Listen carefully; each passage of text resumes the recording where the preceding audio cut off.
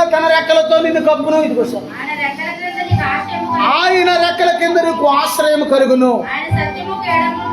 ఆయన సత్యమును కేడమును డాలునై ఉన్నది. దేవునికి స్తోత్రం. ఆయన తన రెక్కలతో నిన్ను కప్పును. ఆయన రెక్కల క్రింద నీకు ఆశ్రయము కలుగును. దేవుడు ఆయన పిల్లల్ని ఆయన రెక్కలతో కప్పుతాడంట. దేవునికి స్తోత్రం. ఆయన రెక్కల క్రింద ఆశ్రయం ఇస్తాడంట దేవుడు. దేవునికి స్తోత్రం. ఆశ్రయము అంటే దాక్కునే ఒక చోటు. అర్థమవుతుందా? దేవునికి స్తోత్రం. పాత నిబంధన గ్రంథంలో ఆశ్రయపురాలు ఉన్నాయి. ఎవడన్నా ఏదైనా తప్పు చేశాడు అనుకోండి, ఇశ్రాయేలీయుల చేతికి దొరికాడు అనుకోండి, వాళ్ళని ఏం చేసేవాళ్ళు? ఏదన్నా తప్పు చేసి ఇశ్రాయేలీయులకు దొరికితే వాళ్ళని బట్టుకుని రాళ్లతో కొట్టి చంపేసేవాళ్ళు. వాళ్ళ చేతిలో పడుకోకుండా వీళ్ళు తప్పించుకోవాలంటే దేవుడు అక్కడక్కడ ఆశ్రయపురాలు కట్టించాడు. ఆశ్రయపురాలు కట్టించాడు దేవుడు. పరిగెత్తుకుంటే ఎవడన్నా వెళ్ళి ఆశ్రయపురంలోకి వెళ్ళిపోయాడు కానీ ఎవరేవి ఇప్పుడు కూడా ఉన్నాయి ఆశ్రయపురాలు. ఏంటది? సడన్ గా ఎవడన్నా యాక్సిడెంట్ చేశాడు అనుకో, పరిగెత్తుకుంటే ఎక్కడికి వెళ్ళిపోతాడు? స్టేషన్లోకి వెళ్ళిపోతాడు పరిగెత్తుకుంటే. ఇంకెవరో వాడిని ఎవడో కేసు రాస్తారు కానీ వాడిని ఎవడో ఏం చేయడానికి. కానీ స్పాట్లో అక్కడ మనుషులు దొరికాడు కానీ చిత్తగొడి చంపేస్తారు అక్కడ. అందుకే చాలా మంది ఎక్కడన్నా యాక్సిడెంట్లు చేస్తున్న డ్రైవర్లు యాక్సిడెంట్ జరిగిన సందర్భాల్లో వెంటనే అక్కడ ఉన్న వ్యాన్, లారీ లేకపోతే బస్సు వదిలేసి వెంటనే పారిపోతుంటారు వాళ్ళు. దేవునికి స్తోత్రం. ఎక్కడ పారిపోతారంటే పోలీస్ స్టేషన్ పారిపోతారు. దగ్గరలో పోలీస్ స్టేషన్ ఎక్కడ ఉందా? దేవునికి స్తోత్రం. ఆశ్రయపురము అంటే మనల్ని కాపాడేది అని అర్థం. దేవునికి స్తోత్రం. దేవుని వాక్కు సెలవిస్తుంది, ఆయన తన రెక్కలతో నిన్ను కప్పుతాడంట. ఆమేనంట. ఆయన రెక్కల క్రింద నీకు ఆశ్రయం ఇస్తాడంట. దేవునికి స్తోత్రం.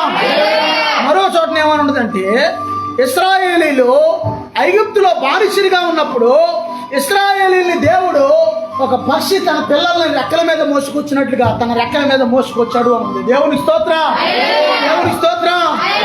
అంటే ఆయన రెక్కల మీద ఆయన ప్రజలను ఆయన మోస్తారు. దేవునికి స్తోత్రం. తర్వాత ఏమనుంది? తర్వాత చదువు.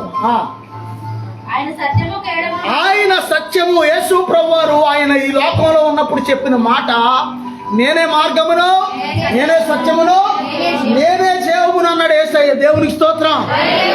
అమ్మ ఏమన్నాడు? ఏమన్నాడు? నేనే మార్గమును, నేనే సత్యమును, నేనే జీవమును. నా ద్వారా తప్ప ఎవడో కూడా తండ్రి అతను పరలోక రాజ్యము చేరలేడు. నువ్వు మోక్షం చేరాలంటే, పరలోకం చేరాలంటే యేసయ్య దగ్గరికి రావాలి. దేవునికి స్తోత్రం. ఆయన అంటున్నాడు, ఆయన సత్యము కేడమును డాలునై ఉన్నది. డాలు ఎవరు ఉపయోగిస్తారు? ఇక్కడ ఉన్నారా? డాలు ఎవరు ఉపయోగిస్తారండి? ఒక చేతిలో కత్తి, మరొక చేతిలో డాలు ఉపయోగిస్తాడు యుద్ధం చేసేవాడు. డాలు దేనికి? శత్రువు వేసే బాణాల తగలకని వెంటనే అడ్డు పెట్టుకోవడానికి. దేవునికి స్తోత్రం. అంటే ఆయన మనల్ని కాపాడే డాలు ఆయన. దేవునికి స్తోత్రం. మనల్ని కాపాడే డాలు యేసయ్య. దేవునికి స్తోత్రం. హల్లెలూయా. దేవునికి స్తోత్రం. మరో చోటను చూసుకుంటే, మరో చోట్ల ఏమనుందంటే, కీర్తనల గ్రంథం 32వ అధ్యాయము 7వ వచనం తీసుకుంటే 32:7. ఓ థ్యాంక్ యూ జీసస్. నా దాగు చోటు నీవే, శ్రమలో నుండి నీవు నన్ను రక్షించెదవు. దేవునికి స్తోత్రం. భక్తుడైన దావీదు తన జీవితంలో శత్రువులు అనేక మంది ఆయన తరుముతున్నప్పుడు ఒకసారి అరణ్యములో ఎడారిలో దాక్కున్నాడు, ఒకసారి అడవుల్లో దాక్కున్నాడు, ఒకసారి ఎన్గేది అనే ఒక లోయలో దాక్కున్నాడు. పేరేంటంటే లోయ పేరు ఎన్గేది. ఏమంటే ఎన్ని గేదెలు కాదు, అర్థమైందా? ఎన్ని గేదెలు కాదమ్మా, ఎన్గేది. ఎన్గేది అనే ఒక గుహలో దాక్కున్నాడు. బాబు పిల్లకాయలు విన్నారా? ఎన్గేది అనే ఒక లోయలో గుహలో దాక్కుంటే ఈలోపు సౌలు మహారాజుకి ఇన్ఫర్మేషన్ వెళ్ళింది. ఇంకేముంది, మీ అల్లుడైన దావీదు లేకపోతే నీ శత్రువు అయిన దావీదు దాక్కున్నాడు, ఎన్గోయిలో ఉన్నాడు అనేసరికి ఎన్గేది అనే ఆ ప్రాంతానికి, ఆ పొలానికి ఇప్పటికీ ఉంది. అది అక్కడ అద్భుతంగా చాలా అందమైన అడవి, అది ఇప్పటికి కూడా ఉంది అక్కడ. ఆ యొక్క అడవిలో, ఆ యొక్క గుహలో దాక్కునేసరికి విశేషం ఏంటంటే, ఆ దారి ఆ గుహలోకి వెళ్ళడానికి ఒకే దారి ఉంటుంది, మళ్ళీ రావడానికి కూడా ఒక పొలంలాగా ఉంటుంది, ఒక లోయలాగా కోరిలాగా. ఆ లోపలేమో గుహ ఉంటుంది, పక్కనేమో కాల వెళ్తుంటుంది. మొత్తానికి అక్కడ దాక్కుంటే ఈయన ఇక్కడ ఉన్నాడని తెలిసేసరికి సౌలు మిలిటరీ బెటాలియన్ తీసుకుని మొత్తం సైనికులు తీసుకుని వచ్చేస్తారు. సౌలు ఎక్కడికి వచ్చేసాడు? సౌలు మనం మెయిన్ గేట్ దాకా, రోడ్డు దగ్గర గేట్ అని చూసారు, అక్కడ దాకా వచ్చేసాడు. దావీదు అయిపోయిందిలే వాళ్ళతో నా పని అనుకుంటున్నాడు, అయిపోయింది వాళ్ళతో నా పని. అతను ఎవరో మహారాజు, అతను ఎవరో దావీదు అప్పటికి మహారాజా అవలా, సౌలు మిలిటరీ వేసుకుని వచ్చేసాడు. ఇవాళతో నా పని అయిపోయిందయ్యా ప్రభా నాయనా, తండ్రి నాయనా, ప్రభా ఏసయ్యా, యెహోవా దేవా ప్రభా నాయనా నాయనా అనుకుంటా. దేవుడు అసలు ఎంత జ్ఞానం కలిగిన కూడా చూడండి. అక్కడ దాకా వచ్చేసిన వాడిని వెనక్కి ఎలా దింపుతాడు తెలుసా? ఒకడు ఎనమాల రాజ్యంలో నుంచి పరిగెత్తుకుంటూ వచ్చి, రాజా రాజా ఇంకేముంది, మన రాజ్యం మీద శత్రువులు పడ్డారు, ఫిలిస్తీన్లు పడ్డారు అనేసరికి ఇక్కడ దాకా వచ్చిన వాడు వెనక్కి పరిగెడతాడు. మళ్ళీ వాళ్ళు కాపాడుకోవాలిగా, భార్య పిల్లలే, శత్రువుని వదిలేసి అప్పుడు ఆ వాళ్ళని కాపాడుకోవడానికి పరిగెడతాడు. చూడండి దేవుడు ఎంత జ్ఞానం కలిగిన వాడు. దేవునికి స్తోత్రం. అక్కడ రేపాలో చూడండి దావీదుని కాపాడడానికి, శత్రువుని వెనక్కి మళ్లించడానికి ఏం ప్లాన్ ఉపయోగించాడు దేవుడు చూడండి అక్కడ. దేవునికి స్తోత్రం. అప్పుడు దావీదు ఎన్నో సందర్భాల్లో రెప్పపాటులో దేవుడు ఆయన్ని కాపాడ్డాన్ని ఇవన్నీ గమనించి ఆయన ఏమని రాయించాడంటే, నా దాగు చోటు నీవే, శ్రమలో నుండి నీవు నన్ను రక్షించదవయ్యా. దేవునికి స్తోత్రం, దేవునికి స్తోత్రం, దేవునికి స్తోత్రం. నా దాగు చోటు నీవే అయ్యా, యేసుని చాటున ఉన్నానయ్యా, నా దాగు చోటు నీవే అయ్యా, యేసుని చాటున ఉన్నానయ్యా.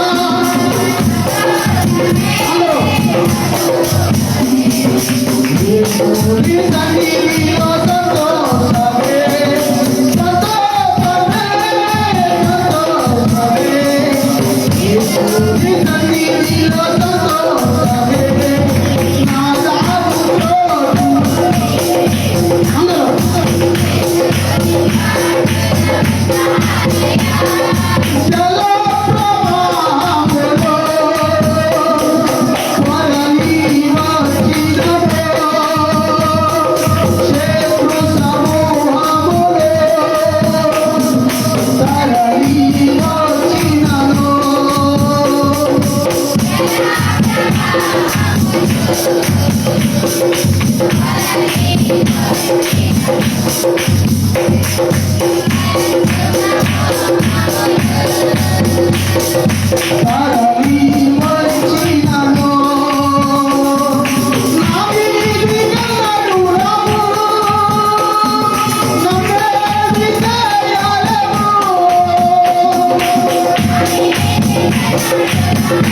అందరూ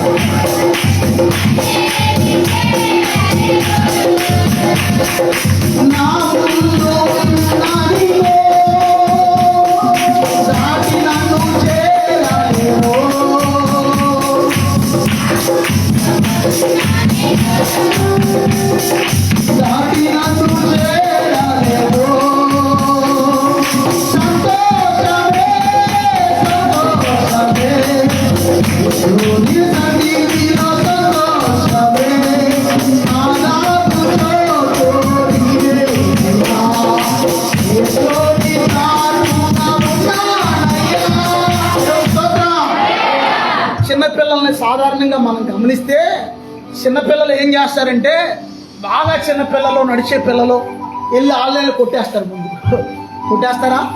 కొట్టేసి ఏం చేస్తారు, వీళ్ళు తెలుగులో పరిగెత్తుకుని వచ్చి వాళ్ళ అమ్మ చాటుని దాకుంటారు. ఎక్కడ వాళ్ళ అమ్మ చేరుకొని పట్టుకుని వస్తున్నాడా, మళ్ళీ వస్తున్నాను అంటే ఆ ఆలోచన ఏంటి? చిన్నప్పటి నుంచి ఆ ఆలోచన.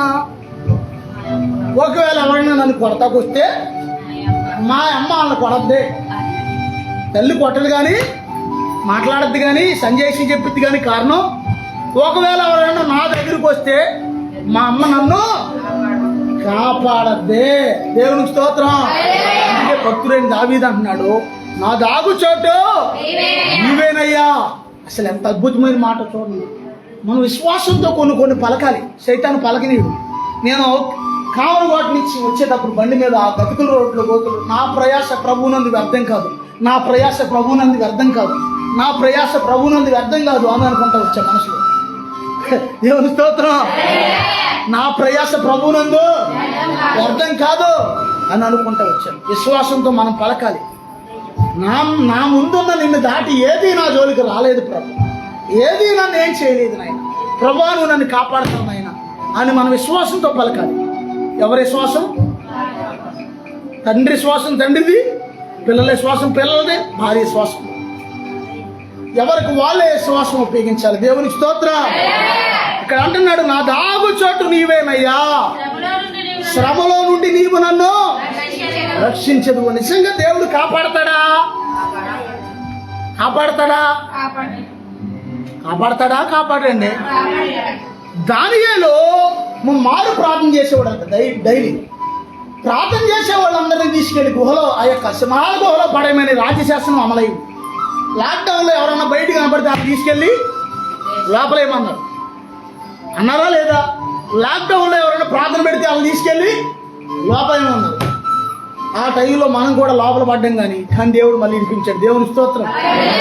నేను అనుకునేవాడిని, ప్రభా ఎన్నో మార్లు నా స్వార్థం కోసం, నా స్వప్రయోజనం కోసం ఎన్నోసార్లు జైలుకి వెళ్ళాము, ఒక్కసారైనా నీ కోసం వెళ్ళాలి ప్రభా అని అనుకునేవాడిని. నాకు అది ఆశ ఉండేది. మరి ఇప్పుడు అది ఏమొద్దులేరా బాబు, పర్లేదు అని దేవుడు ఏం చేశాడండి, జస్ట్ అలా స్టేషన్ దాకా తీసుకెళ్ళి ఆ ఒక 2 గంటలు 3 గంటలు లాకప్లో ఉంచారు లోపల. తర్వాత మళ్ళీ వెంటనే మనకు తెలిసిన వాళ్ళ ద్వారా ఎమ్మెల్యే గారు వాళ్ళ అబ్బాయి ఫోన్ చేస్తే వెంటనే అక్కడ వదిలేశారు. దేవుని స్తోత్రం. మాస్టర్ గారు మా మనిషి ఆయన వదిలేయండి అనగానే వెంటనే వదిలేశారు. దేవుని స్తోత్రం. దేవుని స్తోత్రం. దానియేలు ముమ్మారు ప్రార్థన చేస్తున్నాడని సింహాల గుహలో పడేశారు. ముమ్మారు తినమంటే తింటాం, డైలీ తినమంటే రోజుకి ఎన్నిసార్లు తింటాడు మనిషి? ఏడమ్మ ఎక్కడ ఉన్నారా? అయ్యగారు అసలు తినలేదండి, మీరంటే బాగా తింటున్నారు, మీకంటే బాగా పొట్టొచ్చేస్తుందండి, బాగా ఎక్కువగా తింటున్నారు. తినే వాళ్ళకి కాదు పొట్ట వచ్చేది, ఉపవాసం ఉన్న వాళ్ళకి వస్తుంది పొట్ట. దేవుని స్తోత్రం. ఉపవాసం ఉన్న వాళ్ళకి వస్తుంది ఒళ్ళు. దేవుని స్తోత్రం. అర్థమవుతుందా? మొత్తానికి ఉదయం తింటాం, మధ్యాహ్నం తింటాం, సాయంకాలం తింటాం, మధ్య మధ్యలో ఏమంటారు? స్నాక్సా? అంతేనా? ఏమంటారా? సిరిదిళ్ళు తింటాం. మిషన్ ఆడుతూనే ఉండాలి, మిషన్ ఆడుతూనే ఉండాలి, మిషన్ ఆడుతూనే ఉండాలి. కానీ ఒక్క మారు ప్రార్థన చేయమంటే మోకాళ్ళు నొప్పి వచ్చేది. అయ్యారు కోటా బియ్యం తింటున్నామండి, అయ్యారు కాళ్ళు నొప్పులు వచ్చేస్తుంది, నేను మోకరించలేకపోతున్నానండి. కూర్చుని చెయ్యి. అయ్యారు కూర్చుంటే కూడా మొత్తం నొప్పి వచ్చేస్తుందండి. మొత్తం అంటే 2 పీఠాలకి మయాన్ని ఉండే ఎముక, నడువు ఎముక ఉంటుంది కదా, అది నొప్పి వచ్చేస్తుందండి. కూర్చుని కూడా చేయలేకపోతుంది. పండుగని చెయ్యి. ప్రార్థన నీ స్థితిగతులను మార్చేద్దామేనా? స్తుతి నీ స్థితిని మార్చుతుంది, ప్రార్థన నీ పరిస్థితిని మారుతుంది. దేవునికి స్తోత్రం. మంచి దినాన దేవుని కంటే కూడా మనుషులు సుఖానికి ఎక్కువ ప్రాధాన్యత ఇస్తారంట. దేవుని స్తోత్రం. దేవుని సన్నిధిలో మనం ఏం చేయాలంటే ఆ దినం సమీపించే కొలది కూడా మరి ఎక్కువగా ప్రార్థనలో బలపడాలి. ఇక్కడ బలపడాలి, ఇంటి దగ్గర కూడా ప్రతిదినం. ఇంటి దగ్గర నీకు ప్రతిరోజు అమ్మా భోంచేవా, టిఫిన్ చేయవా అని ఎవరైనా చెప్తారా?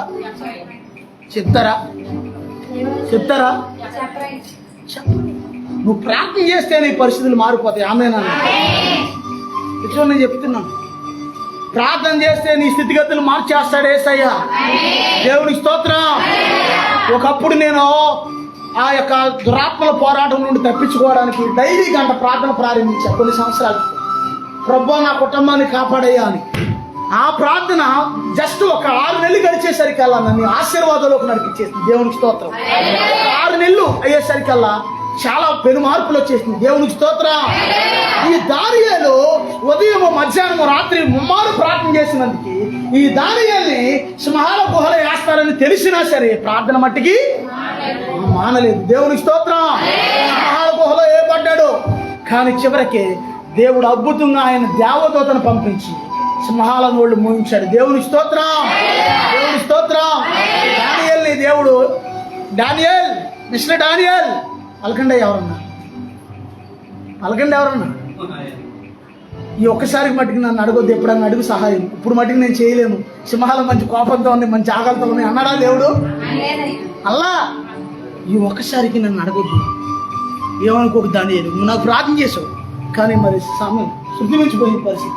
అలా అక్కడ సింహాల గుహలో ఉన్నా సరే అక్కడ కూడా ప్రార్థన చేస్తుంటే సింహాలకి బెర్రెక్కిపోతుంది, పిచ్చెక్కిపోతుంది. వీడేదో చేస్తున్నాడు, వీడేం చేస్తున్నాడు. అందరూ మనం సింహాల గుహలో పడ్డవాళ్ళు భయపడతారు, భయంగా పరిగెడతారు. అడవి జంతువులు కంటే ఒక స్వభావం ఉంటుంది. అంటే ఏంటో తెలుసా, ఆ పెద్ద పులి కానీ సింహం కానీ ఎట్లాంటివి కనపడినప్పుడు పరిగెత్తుకుంటే వెళ్ళకూడదంట. పరిగెత్తుకుంటూ వెళ్తే అది ఈపు మీద దాడి చేసి ఈపు మీద కొరికిద్దంట. ముందు ఈపు మీద పట్టుకుని మెడ కొరికేద్దంట, అంటే తలకాయ తినేద్ది అనమాట. అది ఎప్పుడూ కూడా జంతువులు కనపడినప్పుడు ఇటు చూడండి ఒకసారి, ఎలా మెల్లిగా ఇలా వెనక్కి వచ్చి అలాంటి దేవుని స్తోత్రం. వెనక్కి ఒక అడుగు వేసుకుంటే వెళ్ళాలన్న దేవుని స్తోత్రం. ఒక ఆయన ప్రకాశం జిల్లాలో ఈ మాట చెప్పి నేను దానియేలు గారి గురించి చెప్తా, దేవుడి గురించి చేస్తాను. ప్రకాశం జిల్లాలో ఆ యొక్క అడవి జంతువులు, అదంతా అడవి జంతువులు రకరకాలే ఉంటాయి. ఒక రోజున పులి వచ్చి చీకట్లో పులి చూస్తుంటే ఈయన ఎవరది అంటున్నాడు అన్నాడు. పులి తోక ఇలా మెలిదిరిగి ఎలా ఉంటే ఇది ఇతనికి ఎలా కనపడుతుంది, చీకట్లో ఎవరో ఇలా పిలుస్తున్నట్టు కనపడుతుంది. తోక పైకి ఉండి ఇంకా పైకి ఇలా ఉండేసరికి ఎవరో ఇలా పిలుస్తున్నట్టు అనిపిస్తుంది. అంటే అతనికి పిలుస్తున్నట్టు అనిపిస్తే మెల్లిగా దగ్గరికి వెళ్తే దగ్గరికి వెళ్ళి లైటే చూస్తే అది పులి. అది వీడు గుండె చల్లిమన్నంట ఒకసారి. అమ్మో నాయనా ప్రభా అయిపోయింది, దేవుని పెట్టే అతను కూడా అయిపోయాను ఆయన అవునానికి నీకేం చేయాలి తెలియక మెల్లిగా అలా దాన్ని ఎదుర్కొంటా. అది అలాగే నుంచుంది కదలతల్లా. మెల్లిగా అలా ఒక్కోడు వెనక్కి వేసుకుంటా మెల్లిగా వచ్చేసాడు, తప్పించేసుకున్నాడు. దేవుని స్తోత్రం. మొత్తానికి ఈ యొక్క సింహాలకు ఒలపండి దానియేలు ఈయన ప్రార్థన చేతులెత్తి చేస్తున్నాడో, మోకాల మీద ఉండి ప్రార్థన చేస్తున్నాడో, లేకపోతే ఎలా ప్రార్థన చేస్తున్నాడో తెలియదు, కానీ మొత్తానికి ఏమైంది సింహాల నోళ్లు మూయబడింది. దేవుని స్తోత్రం. మనమల్ని ఓ రకడాల రాబాదాల హల్బర్ అందరు అత్త. ఆ టైంలో భాషలు లేవు, అన్ని భాషలు లేవుగా, అన్ని భాషలు అప్పుడు లేవు కదా. పరిశుద్ధాత్ముడు అప్పుడు పాత నిబంధన గ్రంథంలో ఉన్నాడా లేడా? ఉన్నాడు. పరిశుద్ధాత్ముడు అప్పుడు ఎక్కడ ఉన్నాడంటే మన బయట ఉన్నాడు, వెలుపట. కానీ యేసు ప్రభువు రక్తం గార్చిన తర్వాత కొత్త నిబంధనలో పరిశుద్ధాత్ముడు మన లోపట ఉన్నాడు. ఇప్పుడు వెలుపటి కాదు. దావీదు కాలంలో, దానియేలు కాలంలో బయట ఉన్న పరిశుద్ధాత్మ దేవుడు. అందుకే 51వ కీర్తనలో దావీదు అంటాడు, నా యొద్ద నుండి నీ పరిశుద్ధాత్మను తీసివేయొద్దయ్యా అంటాడు. నీ సన్నిధిలో నుండి నన్ను త్రోసివేయొద్దు నాయన అంటాడు తప్పు చేసిన తర్వాత. దేవుని స్తోత్రం. పరిశుద్ధాత్ముడు ఇప్పుడు ఎక్కడున్నాడు? మనలో ఉన్నాడు. దేవుని స్తోత్రం. అందుకే దేవుడు వాక్యం సెలవిస్తుంది, మీలో ఉన్నవాడు లోకములో ఉన్నవాడి కంటే గొప్పవాడు. ఎవరో మనలో ఉన్నది పరిశుద్ధాత్మ దేవుడు. లోకంలో ఉన్నది ఎవరో? లోకంలో భ్రమపరిచే ఆత్మలు ఉన్నాయి, ఉద్రేకపరిచే ఆత్మలు ఉన్నాయి, మోసపరిచే ఆత్మలు ఉన్నాయి, రకరకాల దురాత్మలు ఉన్నాయి లోకంలో. దేవుని స్తోత్రం. నువ్వు పరిశుద్ధాత్మ దగ్గర నువ్వు పరిశుద్ధాత్మతో వెళ్ళే వ్యక్తివైతే నీకు అన్నీ గ్రహింపిస్తాడు దేవుడు. పరిశుద్ధాత్మతో లేకపోతే గనక నువ్వేది చూసినా సరే గుడ్డితనంగా, మూర్ఖత్వంగా గుడ్డితనంగా ఏది పడితే అది గుడ్డితనంగా, వంకతనంగా నమ్మేస్తావు. దేవుని స్తోత్రం. ఎక్కడో ఆ మధ్యనితి వరకు బొమ్మ పాలు తాగుతుందండి. అందరూ బొమ్మ పాలు తాగిద్దా పరిగెత్తారు జనం. గుడ్డితనం ఉందనుకో, ఆత్మీయ గుడ్డితనం ఉందనుకో, నువ్వేం చేస్తున్నావు కూడా నీకు తెలియదు. ఆత్మీయ మనోనేత్రం తెరవబడాలి. పరిశుద్ధాత్మ చేత మనం నింపబడాలి. పరిశుద్ధాత్మ చేత మనం నింపబడకపోతే శరీరానుసారమైన కార్యాలు, చికాకమైన కార్యాలు, దేవునికి విరోధమైన కార్యాలు, ఇట్లాంటివి చేసే అవకాశాలు ఉంటాయి. దేవునికి స్తోత్రం. దాని ద్వారా ఎవరికి నష్టం? మాస్టర్ గారికి ఏమైనా నష్టం ఉందా? ఏం లేదు. నువ్వే చేస్తే దాని ఫలితం నువ్వే ఆనందించాలి. దేవునికి స్తోత్రం. ఈ దానియేలు మొత్తానికి సింహాల గుహలో ప్రార్థన చేస్తుంటే సింహాల నోళ్లు దేవుడు మూసేశాడు. దేవుని స్తోత్రం. అందరూ చెప్తుంది దేవుని స్తోత్రం. మరి దేవుడు కాపాడాడే, ఇచ్చిపెట్టాడు దానియేలుని. ఏట అలా ఉన్నారు? కాపాడా? సింహాల నోళ్లు మూయించిన దేవుడు దానియేలుని కాపాడాడు. దేవునికి స్తోత్రం. రెండోది, ఆయన తన రెక్కలతో కప్పి, ఆయన రెక్కలతో ఎవరికి ఆశ్రయం ఇస్తాడంటే ఆయన్ని నమ్మిన వారిని, యేసు ప్రభు రక్తంలో కడగబడిన వారిని, ఆయన ఆశ్రయించిన వారిని ఖచ్చితంగా దేవుడు ప్రొటెక్ట్ చేస్తాడు. దేవుని స్తోత్రం. ఆమేనండి. దేవుని స్తోత్రం. తల్లి కోళ్ళని పెంచిన అలవాటు ఉందన్న వాళ్ళు చేతులు పైకి ఎత్తండి. కోళ్ళని పెంచానన్న అలవాటు. తల్లి కోడి ఏం చేస్తంటే శత్రువు వస్తున్నప్పుడు పిల్ల కోళ్ళకి అంటది. ఇలా ఇటు చూడండి, చేతులు చెప్పండి అంటది. అంటే ఏంటి? వచ్చేయండి వచ్చేయండి వచ్చేయండి వచ్చేయండి వచ్చేయండి, నా రెక్కల చాటుకు వచ్చేయండి అంటది తల్లికోడి. పిల్లలన్నీ తల్లికోడి రెక్కల చాటుకి వెళ్ళిపోతాయి. ఒక్కో తుంట్ర పిల్ల ఉంటుంది అక్కడక్కడ. ఈ తుంట్ర పిల్ల మా అమ్మ ఎప్పుడు ఇలాగా అంటది, కొట్టి పెచ్చదే, మా అమ్మకి ఏం తెలీదు అని నీ తుంట్ర పిల్ల రాకపోతే ఏమైంది అని చూస్తుంటుంది. ఏమైంది రాకపోతే ఈ తుంట్ర పిల్లని గెద్దొచ్చి కాకొచ్చి ఎత్తుకెళ్ళిపోయేదాకా అప్పుడు అది ఎగిరిపోతున్నప్పుడు అప్పుడు అర్థమైంది, అయ్యో మా అమ్మ రెక్కల చాటుకు వచ్చేమంటే నేనేదో అనుకున్నాను. నా అన్నదమ్ములు, నా చెల్లెలు, నా తమ్ముళ్ళు అందరూ కూడా మా అమ్మ చాటుని రెక్కల చాటున ఉన్నారు. నేను చూస్తేనేమో ఆకాశంలో ఉన్నాను. ఆ బాధ. అందుకే దేవుడు ఏం చేస్తాడు? క్లూ ఇస్తాడు నీకు. ఆమేనండి, క్లూ ఇస్తాడు. దేవుని స్తోత్రం. ఒక సహోదరికి 3 రోజులు మట్టి ఒంట్లో బాగుంటలేదు. ఆమెకి పాపం పరిశుద్ధాత్మ దేవుడు ఎల్లో నా సేవకుడి దగ్గరికి వెళ్ళాను రాత్రి ప్రేరేపిస్తుంటే రాత్రి వచ్చింది. ఆమెకు దేవుడు అద్భుతం చేసేసాడు. రాత్రి వెంటనే ఆ బలహీనత నుంచి ఇడిపి స్వస్థపరిచేశాడు. అమ్మా దేవుని స్తోత్రం, దేవుని స్తోత్రం. దేవుడు నీకు క్లూ ఇస్తాడు. నీలో ఉన్న పరిశుద్ధాత్మ దేవుడు. ఆమేనా? మనలో ఉన్న పరిశుద్ధాత్మ దేవుడు. ఆమేనా? ఏం చేయాలో ఏం చేయకూడదో దేవుడు మనకి క్లూ ఇస్తాడు. దేవుని స్తోత్రం, దేవుని స్తోత్రం. అందుకే మనం ఏం చేయాలంటే దేవుని సన్నిధిలో దేవుని ఆత్మచేత నడిపించబడాలి. దేవుని స్తోత్రం. దేవుని ఆత్మచేత మనం నడిపించబడితే దేవుడు మనందరినీ కాపాడతాడు. ఆమేనా? ఆ యొక్క యెషయా గ్రంథము 31వ అధ్యాయము 5వ వచనం చదువుకుంటే, యెషయా గ్రంథము 31వ అధ్యాయము 5వ వచనం. ఓ thank you Jesus, thank you Lord. పక్షులు ఎగురుచు తమ పిల్లలను కాపాడునట్లు సైన్యములకు అధిపతి యెహోవా యెరూషలేమును కాపాడును. దాని కాపాడుచు దాని విడిపించుచుండును. దేవునికి స్తోత్రం. పక్షులే కాదు, మనుషులు కూడా తమ పిల్లల్ని కాపాడతారు. తెలుసా నీకు ఆ విషయం? తెలుసా తెలీదా? మనుషులు కూడా తమ పిల్లల్ని. చిన్నప్పుడు నేను ఒక తాడి చెట్టు చూసి ముంజికాయలు కనపడేసరికి అవి ఎలాగైనా కోయాలి మొత్తానికి పాకుండా ఎక్కేసాను పైకి, కొమ్మలోకి ఎక్కేసాను పైకి. కానీ దిగడం రావట్లా నాకు. పైకి ఎక్కడో ఎక్కేసాను కానీ దిగడం తెలియట్లా. ఇలా దిగాలి కొమ్మటికి మోగలేదు. బారుపాకని ఉత్తి చేతుల మీద దిగడం రావట్లా. దగ్గరలో షాప్న కల్మోహన్ దగ్గర మా నాన్నగారు కళ్ళు అమ్ముతుంటే అన్నా దేవుని స్తోత్రం. ఎక్కేసాను చెట్టు కానీ దిగడం రావట్లా. నాది గట్టిగా అరుతుంటే అప్పుడు మా నాన్నగారు ఒక మనిషిని పంపించి ఒక నిచ్చిన ఎక్కడో వేరే చోట నిచ్చిన అడిగి తెప్పించి నిచ్చిన పంపిస్తే ఆ నిచ్చిన మీద నుంచి మెల్లిగా దిక్కుంటా వచ్చారు. ఆ తర్వాత మామూలుగా ఎక్కడం కూడా వచ్చిందిలే, కాదంటలే. దేవుని స్తోత్రం. తమ పిల్లల్ని పక్షులు కాపాడితే, పక్షుల్లో రాజు ఎవరంటే పక్షిరాజు గ్రద్ద. ఈ గ్రద్ద ఏం చేస్తుందో తెలుసా? ఈ మానం ఎగిరి అంత ఎత్తులో ఎగిరిద్ది. ఇది ఎత్తైన కొండ మీదకి తీసుకెళ్ళి తన పిల్లల్లో ఒకసారి వదిలేస్తాడు కిందకి. ఎందుకు వదిలేస్తే? ఇక్కడే ఉన్నారా అమ్మ? ఇక్కడే ఉన్నారా? ఎందుకు వదిలేస్తే? పై బాగా ఎత్తైన ప్లేస్లో నుంచి కింద పడితే బేగా శబ్దనా వదిలేసాక ఏం చేద్దంటే ఇది ఎగరటం నేర్చుకుంటే సరే, ఎగరకపోతే మళ్ళీ రైవలు చేద్దంట గ్రద్ద కిందకి. పిల్లలకంటే స్పీడ్గా వచ్చేసి రెక్కలు ఇలా చాపి రెక్కల మీద మోస్తుందంట దాని పిల్లల్ని కింద నీకుండా. మళ్ళీ తీసుకెళ్ళి మళ్ళీ వదిలిద్దాడు పైన. దానికి ఎగరడం వచ్చేదాకా ఈ తల్లి పక్షి పిల్ల పక్షులకి ఏం చేద్దంటే రెక్కల మీద మోస్తుందంట, కాపాడద్దంట, ఎగిరిస్తుందంట. దేవునికి స్తోత్రం. అందుకే దేవుడు అంటున్నాడు ఇక్కడ, పక్షితో పోల్చాడు ఆయన పిల్లల్ని.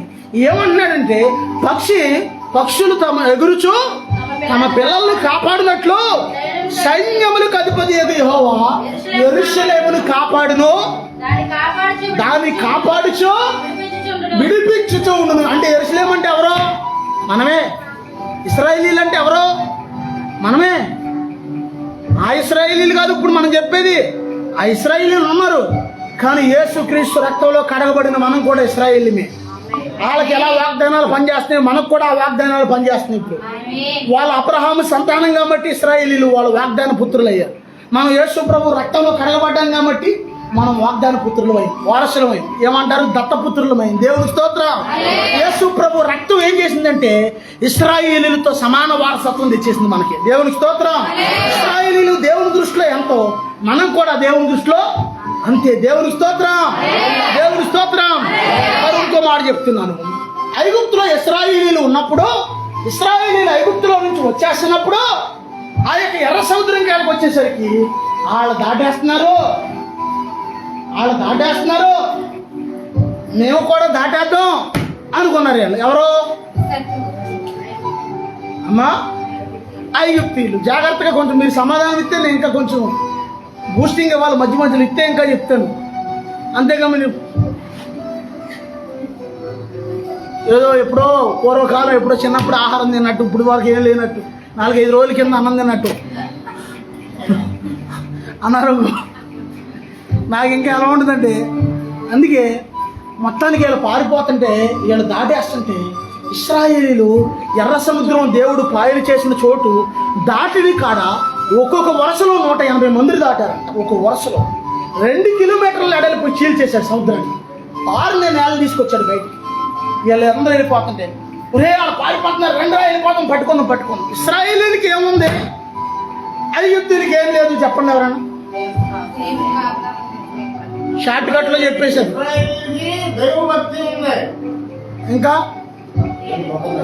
ఇంకా చెప్పనా, ఇశ్రాయేలీలకి అబ్రహాము, ఇస్సాకు, యాకోబులు వాగ్దానం ఉండాలకి వాగ్దాన సంతానం వాళ్ళు 400 సంవత్సరాల తర్వాత నీ సంతానాన్ని నేను ఇడిపిస్తాను అబ్రహాం ఉన్నప్పుడే చెప్పాడు దేవుడు. 400 సంవత్సరాల తర్వాత ఏం జరుగుతుందో, 4 రోజుల తర్వాత ఏం జరుగుతుందో మనకు తెలియదు. తెలుసా? 400 సంవత్సరాల తర్వాత ఐగుప్తులోకి నేను వెళ్తాను, వెళ్ళి నీ ప్రజలందరినీ నీ సంతానాన్ని ఇడిపించుకొస్తానని అబ్రహాము బతుకున్నప్పుడే దేవుడు కల్లో మాట్లాడాడు. దేవుని స్తోత్రం. అబ్రహాముకి, ఇస్సాకుకి, యాకోబుకి దేవుడు ఇచ్చిన వాగ్దానం ఉంది. ఇశ్రాయేలీలకి దేవుని కృప ఉంది. ఇశ్రాయేలీలకి దేవుని కాపుదల ఉంది. ఇశ్రాయేలీలకి దేవుని మేఘస్తంభం ఉంది. ఇశ్రాయేలీలకి అగ్నిస్తంభం ఉంది. ఇశ్రాయేలీల చుట్టూ దేవుని దూత కావలా ఉంది. దేవుని స్తోత్రం. కానీ వీళ్ళకేముంది, ఐగుప్తీయులకి ఈజిప్ట్లో మాకు పిరమిడ్లు ఉన్నాయి, మా పితరులు మా మమ్మీలుగా చేసి అక్కడ సమాధి చేశారు అని అనుకుంటున్నారు. వీళ్ళు మా వాళ్ళు పెద్ద పెద్ద రాళ్ళు ఎత్తి పిరమిడ్లు కట్టారు. అక్కడ పిరమిడ్లు ఉంటాయి ఈజిప్ట్లో, తెలుసా మీకు? పిరమిడ్లు అంటారు తెలుసా? ఏలేమనుకుంటున్నారు, వాళ్ళు దాటేస్తున్నారు అని అనుకుంటున్నారే కానీ వాళ్ళకున్నది దేవుని శక్తి అని గ్రహించుకోలేకపోయారు. మధ్యలోకి వెళ్ళేసరికి వాళ్ళు దాటేశారు, వీళ్ళు మునిగిపోయారు. అర్థమవుతుందా? ఎవరిని కాపాడాడు దేవుడు అక్కడ? అమ్మా, దేవుణ్ణి ఆశ్రయించిన ఇశ్రాయేలీలు ప్రజలందరినీ దేవుడు కాపాడాడు. ఆమేనండి. చదువు వచ్చిన వాళ్ళు సార్ చేతులు పైకి ఎత్తండి. చదువు వచ్చిన వాళ్ళు చేయెత్తండి అమ్మా. చదువు వచ్చిన వాళ్ళు, చదవడం వచ్చిన వాళ్ళు ఇంటికాడ కీర్తన గ్రంథం 91వ అధ్యాయం చదువుకుంది రోజు. అదే నీకు పెద్ద కంచె. అది ఆ కంచె మామూలుగా ఉండదు. ఆ కంచె దాటి రావడం ఎవరి వల్ల? ఎవరి వల్ల కాదు. దేవుని స్తోత్రం. దేవుని స్తోత్రం. బలమైన ఒక ప్రొటెక్షన్ అది, కంచె అది. దేవుని స్తోత్రం. అందుకే మనం ఏం చేయాలంటే, మన దేవుడు కాపాడే దేవుడు. దేవుని స్తోత్రం. ఈ మధ్యన మన ఆర్సీఎం వాళ్ళు ఏమంటారు, అమ్మగారులను ఏమంటారు అయ్యా, సిస్టర్స్, ఆర్సీఎం వాళ్ళు, తెల్లోళ్ళు చర్చి, తెల్లోళ్ళు హాస్పిటల్ అంటాం మనం. సాధారణ తెల్లోళ్ళ హాస్పిటల్ అంటాం, లేదా ఆర్సీఎం హాస్పిటల్ అంటాం. వాళ్ళు ఈ మధ్యన 20 కోట్లు ఖర్చు పెట్టి ఒక అద్భుతమైన మల్టీ స్పెషాలిటీ హాస్పిటల్ కట్టారు. ఆ గోడ మీద ఏమని రాశారంటే, బయట అసలు చూడండి, వాళ్ళ విగ్రహాలకి ప్రాధాన్యత ఇవ్వాలి, వాళ్ళ విగ్రహారాధన అయినా సరే, కానీ అక్కడ ఏమని రాశారంటే, అక్కడ ప్రభువు నిన్ను తన దూతల ఆధీనంలో ఉంచును, నీవు ఎచ్చటికి వెళ్ళినను వారు నిన్ను కాపాడుచుందురు అని రాశారు. ఆ మాటలు చూస్తే నాకు ఎంత ముచ్చటేస్తావు. ఒక్కోసారి ఆ మాట చదవడానికి వెళ్తాను అక్కడ గోడకాడికి. పరిచయకి వెళ్ళినప్పుడు మెల్లిగా బండి లోపలికి తీసుకెళ్ళి ఆ మాట చదివి వచ్చేస్తుంటారు. దేవుని స్తోత్రం. ప్రభువు నిన్ను 91లో ఉంది ఆ మాట. ఆయన నిన్ను గూర్చి తన దూతలకు ఆజ్ఞాపించును అని ఉంది. వాళ్ళది వాడుక భాష బైబిల్. వాళ్ళది వాడుక భాష అంటే వెళ్ళావా, వచ్చావా, తెచ్చావా, ఆ భాష వాడుక భాష. అందుకే వాళ్ళు ఎలా రాశారంటే, ప్రభువు నిన్ను తన దూతల ఆధీనంలో ఉంచును, నువ్వు ఎచ్చటికి వెళ్ళినను. ఎచ్చటికంటే ఎంత అర్థం ఉంది?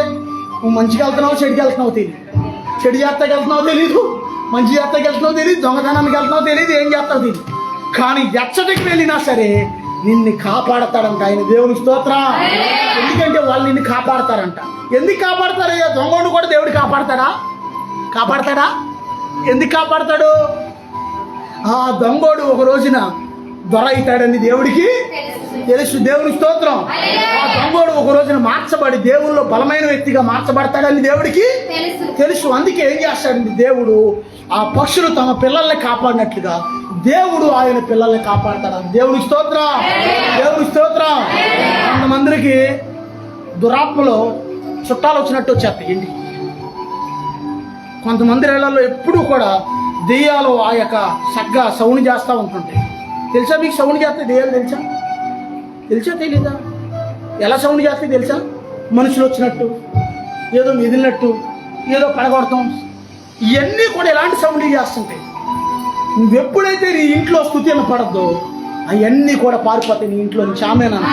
నీ ఇంట్లో స్తుతి అనపడకోకుండా సినిమా పాటలు, పనికిమాల పాటలు, వ్యర్థమైన పాటలు అవి పెట్టుకుని అంటున్నావు అనుకో, అవి వచ్చి ఇంకా ఆహా ఓహో ఎవడీడు, మ్యూజిక్ డైరెక్టర్ ఎవడో, మనోడే ఏఆర్ రెహమాన్, బా ఇళయరాజా అనుకుంటే మనకి ఇష్టమయ్యి దెయ్యాలు కూడా ఇష్టపడతాయి. కానీ దేవుడు పాట పెట్టామనుకో మనకు మాత్రమే ఇష్టం, దెయ్యాలకే. దేవుడు పాట స్తుతిని ఇంట్లో కనీసం నీవు పాడతో రాదనుకో, టీవీలో దేవుని పాట పెట్టావనుకో ఇంట్లో, ఏదో ఈ మధ్యన అంటే ఏ దీపం అది సీరియల్లో కార్తీక దీపం అంటే అది వదలపోతున్నారంట జనాలు. మరి ఏముందో అందులో నాకు అర్థం కావట్లేదు. మాకు టీవీలు లేవులే. దేవుని స్తోత్రం. టీవీలు అమ్మేసి దేవుని స్తోత్రం. మరి ఏమొచ్చిందో ఏమో కార్తీక దీపం వదలలేకపోతున్నారంట. అసలు ముందు నీ దీపం వెలగాలి. ముందు నీ దీపం వెలిగితే బాగానే, ముందు మనం వెలిగితే, మన దీపం వెలిగితే మన ఇల్లంతా వెలిగి వస్తుంది. దేవుని స్తోత్రం. దేవుని స్తోత్రం. ఇంకో చిన్న సందర్భం చెప్పి నేను ముగించేస్తున్నాను జాగ్రత్తగానండి. దేవుడు ఇంకా ఎలా కాపాడతాడు అనే దాని గురించి. స్తుతి ఎప్పుడు నీ ఇంట్లో దేవుని యొక్క మాట, స్తుతి, దేవుని పాటలు వినబడతా ఉండాలి. ఆమేనా? దెయ్యాలు పారిపోతాయి. రెండోది, ఒకవేళ నువ్వు నడుస్తున్నా, నువ్వు కూర్చున్నా, నువ్వు పండుకున్నా, నువ్వు బండి మీద వెళ్తున్నా, యేసు రక్తం, యేసు రక్తం, యేసు రక్తం, యేసు రక్తం, యేసయ్యా స్తోత్రం, స్తోత్రం, స్తోత్రం. మా మరల కూడా ఒక చోట ప్రార్థన పెడితే దగ్గర సంవత్సరం మట్టి పెడతాం. ఆ ఇంటికాడ ఉన్న సీక్రెట్ ఏంటనేది ఈ మధ్యన వాళ్ళ తమ్ముడు చెప్పాడు. ఒక ఆయన, అయ్యా నువ్వు ఉన్నావు ఏమన్నాడు, అక్కడ దెయ్యాలు తిరుగుతుంటాయండి ఆ ఇంటి నిండి, ఆ ఇంటి చుట్టుపక్కల అని. ఇప్పుడు కాదు, ఎప్పటి నుంచో కూడా చాలాసార్లు నేను ఆరాధన జరిగేటప్పుడు చెప్పాను, ఇక్కడికి ఇప్పుడు దురాత్మలు వచ్చినాయి అని చెప్తున్నాడు. అది ఆ దుడ్డే కూడా మొత్తం, ఆ దుడ్డంతా దెయ్యాల దొడ్డు అండి. జనాలు ఎందుకు రావట్లేదు అక్కడికైనా ఆలోచిస్తే తర్వాత తెలిసింది ఏంటంటే అది దెయ్యాల దొడ్డు అంట. ఒక్కోసారి ఆమె పాపం ఒక్కడే ఉండేది, ఆంటీ గారు ఇంట్లో సౌండ్ వస్తుండేది. అప్పుడు నేను అనేవాడిని, ఒక రోజున యేసు రక్తం గురించి చెప్పాను. ఏదైనా సౌండ్ వచ్చిందనుక అమ్మ నీకు ఇంట్లో ఒకలే ఉండాలంటే మొగలకైనా భయమేగా. ఒకలే ఉంటే అదో రకంగా ఉంటుంది మనిషికి, మానసిక మెంటాలిటీ. ఎవరో ఒక జత ఉండాలి, చిన్నోళ్ళు పెద్దోళ్ళు. పాపం ఒక్కటే అంత పెద్ద లంక అంత ఇల్లు, అది ఒకటే ఉంటుంది పాపం. ఉండంటే ఒక రోజున ఎప్పుడన్నా మీకు భయం వేసింది అనుకోండి, సాధారణంగా మనకే కూడా అక్కడ సర్లే అక్కడ జనాల అభిప్రాయం అలాగుంది, మాకైతే ఇబ్బంది ఏం లేదు, మరి జనాలు కావాలిగా మనకి.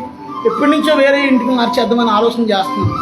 ఇల్లు ఏదైనా మంచి దొరికితే ఇంకో చోటను పెట్టుకుందాం ప్రార్థన అందాక జరిగిస్తుంది. అయితే ఒక రోజున యేసు రక్తం గురించి చెప్తా ఏదైనా మీ ఇంట్లో సౌండ్ వచ్చిందంటే ఎవరదే యేసు రక్తం అనమన్న నామతో వాకింగ్ చెప్తా ఎవరదే యేసు రక్తం అంటే వెంటనే వచ్చిన దెయ్యంగా పారిపోతాడని చెప్పాను. దేవుని స్తోత్రం. మీరు చెప్తే నమ్మరు. కొన్ని దురాత్మల్ని ఇక్కడ పంపిస్తుంటారు ఒక్కోసారి, దుర్మార్గులు కొంతమంది. అవి వస్తుంటే నాకు కనపడుతుంటుంది, ఎక్కడెక్కడైతే అది నడుచుకుంటూ వస్తాయి అనేది నాకు కనపడుతుంటే నేను ఏం చేస్తానంటే వెంటనే నేను మోకాళ్ళు వేసి యేసు రక్తం, యేసు రక్తం, యేసు రక్తం, యేసు రక్తం అంటా ఉంటుంటా.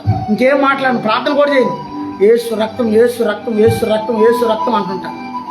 దెబ్బకి వచ్చిన దురాత్మ పారిపోతుంది. దేవుని స్తోత్రం. దేవుని స్తోత్రం. యేసు రక్తంలో మనం భద్రపరచబడి ఉండాలి. ఆమేనండి. యేసుక్రీస్తు రక్తం నీ మీద ఉండాలి. ఆమేనండి. యేసు రక్తం నీ కుటుంబం మీద ఉండాలి. ఆమేనండి. యేసు రక్తం నీ గృహం మీద ఉండాలి. ఆమేనండి. యేసు రక్తం ఎవరి మీద ఉంటే వాళ్ళని సంహారపు దూత దాటి వెళ్ళిపోతుంది, వాళ్ళని ఏం చేయలేదు. దేవుని స్తోత్రం. ఒకసారి ఒక యవనస్తురాలకు దురాత్మ పడితే నేను ఇడిపిస్తుంటే కరెక్ట్గా అదే టైంలో నాకు ఫోన్ వచ్చిందా, నా సెల్ ఖాళీగా ఉందా, ఫోన్ వచ్చింది నా సెల్లో. ఫోన్ చేయండి ఎవరన్నా, నా ఫోన్ ఒకసారి చేయండి, అలా త్వరగా చేయండి. సైలెంట్లో లేదుగా. ఫోన్ వచ్చింది, దురాత్మ నుంచి వినిపిస్తున్నప్పుడు రాకాదాల రాబాదాల హల్బర్ అందరత్తర థ్యాంక్ యూ జీసస్, త్వరగా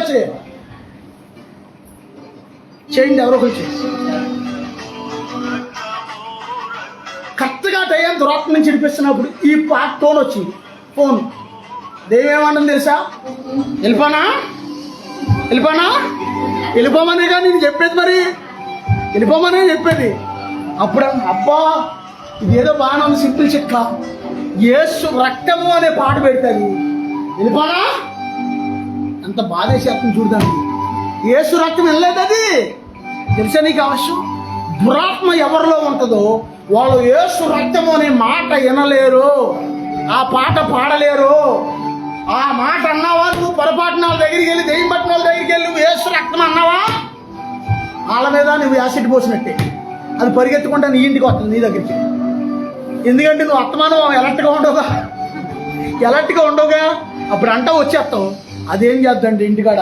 అందుకే నువ్వు అక్కడక్కడ అనకూడదు, వెళ్ళి ఎక్కడ అనాలి, నీ ఇంటిలో నువ్వు అనాలి యేసు రక్తం అని. అయ్యగారు యేసు రక్తం అన్నారని దెయ్యాలు పట్టిన వాళ్ళ దగ్గరికి వెళ్ళి యేసు రక్తం అన్నావు అనుకో, అది వచ్చి నీ ఇంట్లో కూర్చుంటుంది.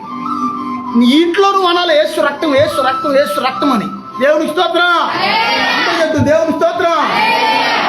యేసు రక్తము రక్తము రక్తము అందరూ రక్తము రక్తము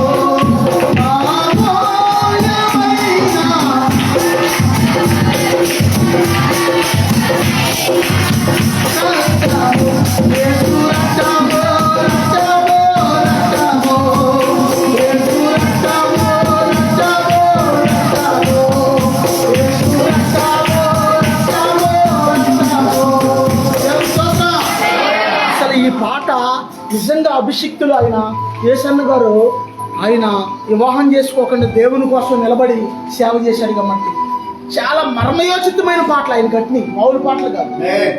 ఆయన కట్టిన పాటలన్నీ కూడా చాలా మర్మాలు పడి అనమాట. ఆయన పాటలే మర్మాలే. అది మామూలుగా బాగా డెప్త్లోకి వెళ్తేనే కానీ భక్తిలో చాలా మందికి అవి అర్థం కావు.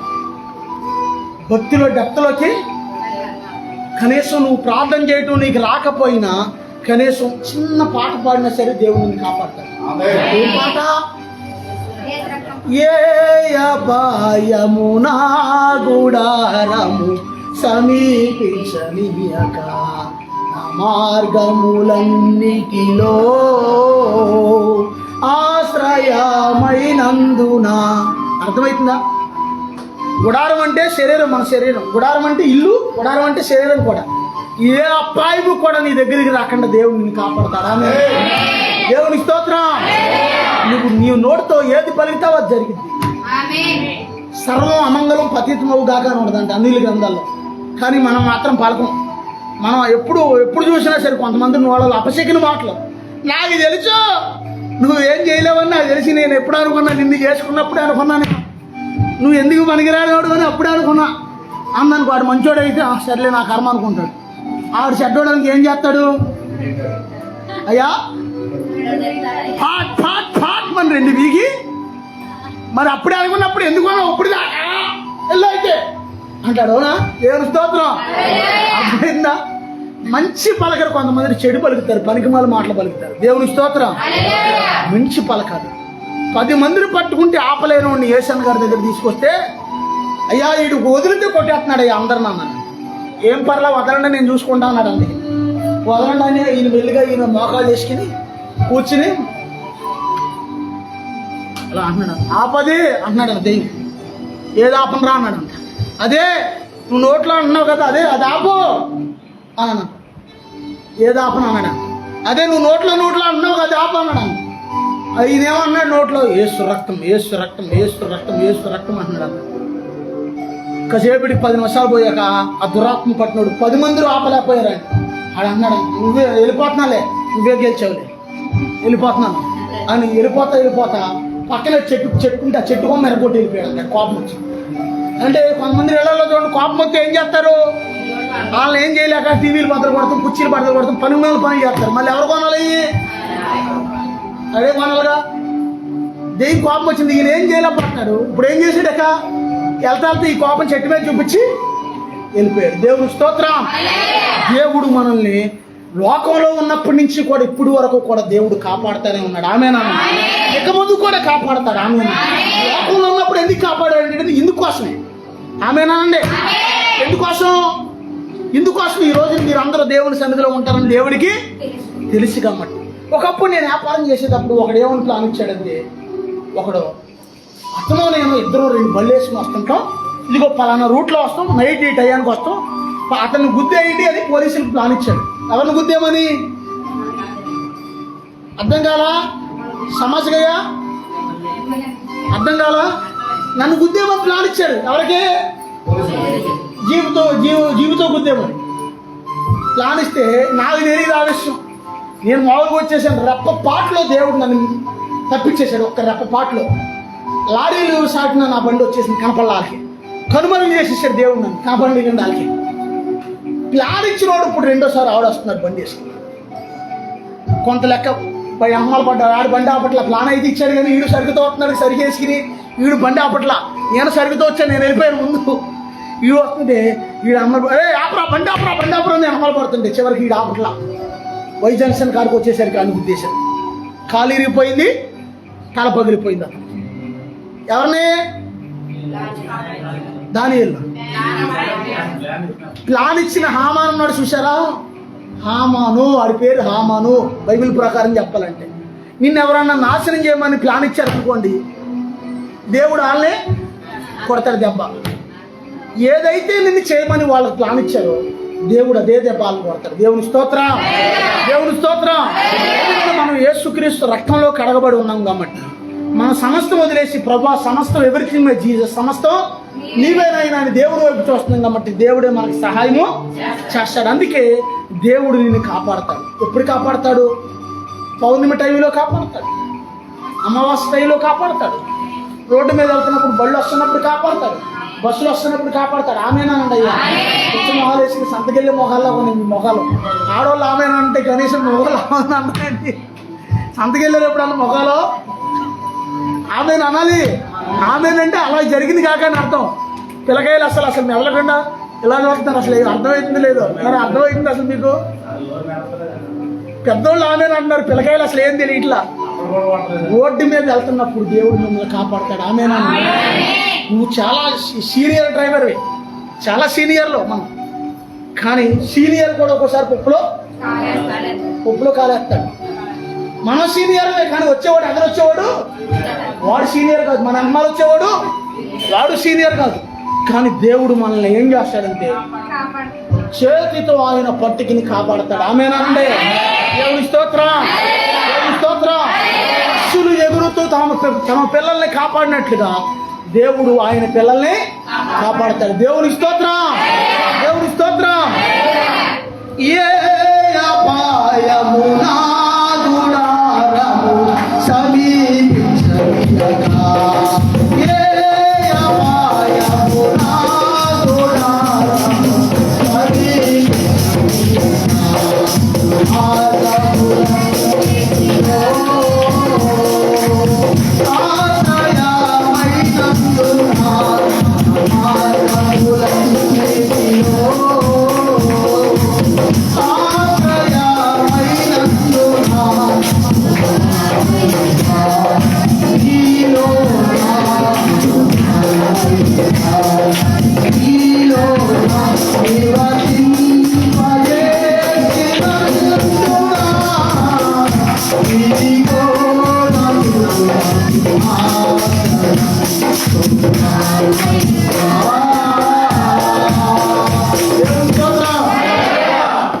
దేవుడు మనల్ని కాపాడతాడు. ఆమేనండి.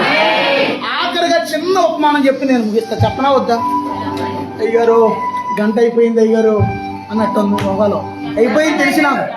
ఒక్క మాట, జాషువా డానియేల్ అయ్యారు ఆయన కుమార్తె ఇద్దరు పరిచర్య కోసం ఒక ఊరు వెళ్తుంటే దేనికోసం అండి? చింతపండు కొనుక్కొత్తానికి వెళ్తున్నా వాళ్ళు అడుగులోకి ఏంటి, లేదా ఏమైనా వస్తువులు కొనుక్కొత్తానికి వెళ్తా. దేవుడి పరిచర్య కోసం కారు వేసుకుని వెళ్తుంటే కారు ఏమో కుమార్తె తోలుతుంది, ఈ పక్కనేమో అయ్యగారు కూర్చున్నాడు. ఆయన లేరు, ఇప్పుడు దేవుని దగ్గరికి వెళ్ళిపోయారు. కానీ ఆయన ఉన్నప్పుడు జరిగిన సంఘటన. ఒక ఊరు పెద్ద సప్టా ఉందంటే కాలువ వచ్చేస్తుంది, చాలా ఫ్లోటింగ్తో వస్తుంది. ఆ ఊరు వెళ్ళాలన్నా రావాలన్నా అది ఒకటే దారి. ఆ అప్పుడు ఈ కుమార్తె కారాపి, నాయన ఏం చేయమంటారు నాయన అని అడిగిందంట. అంటే నాన్నగారు అని అర్థం. నెల్లూరు ఆ సైడ్ వాళ్ళు ఏమంటారంటే నాయన అంటారు. ఏదన్నా మనం ఏదైనా తీసుకెళ్ళమంటే ఇది ఎత్తుకెళ్ళు, అది ఇటు ఎత్తుకురా అంటారు. అర్థమవుతుందా? నెల్లూరు భాష. తెలుగులోనే చాలా రకాలు ఉన్నాయి. తెలంగాణ ఉంది, రాయలసీమ ఉంది, ఇది ఏమంటారు అమలాపురం ఉంది. అచ్చమైన ఒరిజినల్ తెలుగు కావాలంటే మనకి వెస్ట్ గోదావరి, తూర్పు గోదావరిలోనే దొరికిద్ది. ఈ రెండిట్లోనే దొరికిద్ది. దేవుని స్తోత్రం. స్పష్టమైన తెలుగు. దేవుని స్తోత్రం. మొత్తానికి నాయన ఏం చేయమంటావు నాయన అంటే, అమ్మ ఆ ఊరు వెళ్ళడానికి అది ఒకటే దారి, పోనీ కారు అన్నాడు. చిన్న ప్రార్థన చేసుకుని కారు టైర్లు మునిగిని, డోర్లు మునిగిని, అద్దాలు దాకా మునుకుని, అద్దాలు దగ్గర కొంచెం కనపడుతుంది పైన. అలా చూసుకుంటా నీళ్ళు అలా తోలుకుంటా మిల్లుగా సట్ట దాటేశారు నీళ్ళ నుంచి. జనగమాల పెద్ద పెద్ద బస్సు వేసుకుని ఒక స్కూల్ బస్సు ఒకటి వస్తున్నాడు. పెద్ద బస్సులు కూడా ఉంటాయి తెలుసుగా, స్కూల్ బస్సు అక్కడక్కడ మీరు చూస్తుంటారు. పెద్ద బస్సు. ఇదేంట్రా బాబు ఎంత పొడవు ఉంది, ఎంతలా ఉంది ఏంట్రా అంటే, ఇది ఎప్పుడో పాతకాలం పెద్ద బస్సు వేసుకుని ఒకటి వస్తుంటే ఆడనుకుంటున్నాడంట, ఇంత బుడ్డ కారు వెళ్తే లేదు ఈ నెలలో, ఇంతలా బస్సు వెళ్దా. ఆడు ఏం చూస్తున్నాడంటే ఈ శరీరానుసారంగా చూస్తున్నాడు. కారు మెల్లిగా, ఆ యొక్క బస్సు మెల్లిగా పెద్ద స్టీరింగ్ ఆ యొక్క నీళ్ళలో పోనిస్తే బస్సు కొట్టుకెళ్ళిపోయింది. పిల్లలు చాలా మంది చిన్నపిల్లలు చనిపోయారు ఆ బస్సు. ఈ విషయం ఆ దైవజనుడికి తెలిసినప్పుడు కన్నీరు కార్చి ఏడ్చి ప్రార్థన చేసుకున్నాడంట. ప్రభా ఇదిగో నేను నన్ను కాపాడడానికి, ఇదిగో నేను మీ హస్తంతో ఈ కారుని పట్టుకున్నావు ప్రభా అని ఏడ్చి ప్రార్థన చేసుకున్నాడంట దేవునికి. దేవునికి స్తోత్రం. ఆ కారు మీద ఏముంది, ఈ బస్సు మీద ఏమి లేదు. ఇప్పుడే చెప్పాను, అంత బాగా అంటున్నారు. ఏముంది? దేవుని హస్తము, దేవుని అభిషేకము దైవజనుడి మీద ఉంది కాబట్టి దైవజనుడు తప్పించుకున్నాడు, మరణాన్ని తప్పించుకున్నాడు. కానీ ఎనహమానొచ్చే వాళ్ళకి దేవుని కృప లేదు కాబట్టి. మీరు చూడండి, కొన్ని స్థలాల్లో మనం ప్రయాణాలు చేస్తే వెళ్తాము, మనం వెళ్ళంగానే అక్కడే వేరే వాళ్ళకి యాక్సిడెంట్ అయ్యి, అప్పుడే అమ్మో బాబాయ్ ఇంతకుముందే నేను అక్కడి నుంచి వచ్చాను, ఏంటి యాక్సిడెంట్ అయిందా, అక్కడ ఎవరో చనిపోయారా, ఓరు బాబు ఇప్పుడే నేను అక్కడి నుంచి వచ్చాను, అమ్మ బాబాయ్ దేవుడు నన్ను కాపాడుతున్నాడు అని అప్పుడు అర్థమైంది. దేవుని స్తోత్రం. అందుకే దేవుడు మనల్ని ఎల్లప్పుడూ కాపాడాలి. మనం కూడా ఎలా ఉండాలంటే దేవుని ఆధీనంలో, దేవుని ఆశ్రయపురంలో ఉంటే ఖచ్చితంగా దేవుడు మనకి సహాయము చేస్తారు. దేవుడి కొద్ది వాక్యం దీవించును గాక. ప్రార్థన చేసుకుందాం, ప్రభు సన్నిధిలో ప్రార్థన చేసుకుందాం. ప్రభా సహాయం చేయలేనా, ప్రభా నీకు వందనాలయ్యని ప్రభు సన్నిధిలో ప్రార్థన చేసుకుందాం. ప్రభా సహాయం చేయలేనా, నీకు స్తోత్రాలయ్యా. అయ్యా నిత్యం మమ్మల్ని కాపాడే దేవుడు, నిత్యం మమ్మల్ని రక్షించే దేవుడు. ఇదిగో ఆయన తన రెక్కలతో నిన్ను కప్పుతాడు, ఆయన రెక్కల క్రింద నీకు ఆశ్రయం కలిగింది, నువ్వు భయపడదు. ప్రభు నీకు సహాయం చేస్తాడు, ప్రభు నిన్ను కాపాడుతానంటున్నాడు, ప్రభు నీ కుటుంబాన్ని కాపాడుతానంటున్నాడు, ప్రభు ఇదిగో నీ వాళ్ళందరినీ కాపాడుతానంటున్నాడు. ఇదిగో నువ్వు దేవుణ్ణి ఆశ్రయించావు కాబట్టి ప్రభు నిన్ను కాపాడతాడు. ప్రియమైన కుమారుడా, ప్రియమైన కుమార్తె, ప్రభు నిన్ను కాపాడబోతున్నాడు. భయపడద్దు, నీ వాళ్ళందరినీ ప్రభు కాపాడతాడు. ఇదిగో నీ రక్త సంబంధుల్ని, బంధువులందరినీ దేవుడు కాపాడతాడు. నిన్ను బట్టి నీ రక్త సంబంధులు దేవుడు కాపాడతాడు. ఇదిగో వాళ్ళల్లో భక్తి లేకపోయినా సరే నిన్ను బట్టి నీ బంధువులు దేవుడు కాపాడతాడు, నిన్ను బట్టి నీ కుటుంబస్తులు దేవుడు కాపాడతాడు. అయ్యా నీకు వందనాలయ్యా, ప్రభా నీకు వందనాలయ్యా, నానా నీకు వందనాలు నాయన, తండ్రి నీకు వందనాలయ్యా, అబ్బా నీకు స్తోత్రం నాయన.